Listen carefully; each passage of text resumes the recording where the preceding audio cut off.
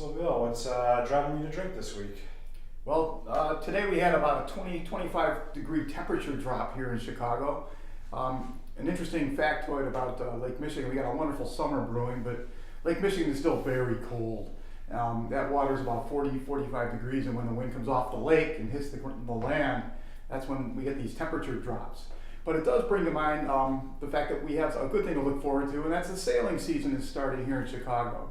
Well, as long as we're on the topic of sailing, here are 8 lessons from sailboat racing for financial management and for thinking about our condition of our federal government and state and local government finances. First rule is don't tip over. Tipping over is very slow. And it's you don't want to do it, you don't want to get wet, you want to keep the boat up and upright. And sometimes when it's really windy, that can be a challenge on a small boat, but don't tip over.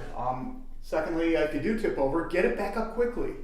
These things happen, and we've got to do our best, and there's actually an art form to trying to get your boat back up quickly in order to get the boat up and running again in a race.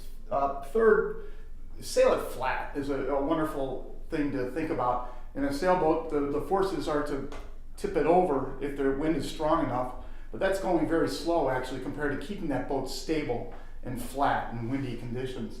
The fourth rule is sail your own race. Think independently. Don't follow the crowd is the fifth rule. Don't just be like the lemmings. Sail your own race and think independently. Sixth, one of the most important rules is know the rules. in sailing and in finance, there are important sets of rules, both accounting standards and finance, as well as the law and how it frames risk and financial management. It's important to know the rules.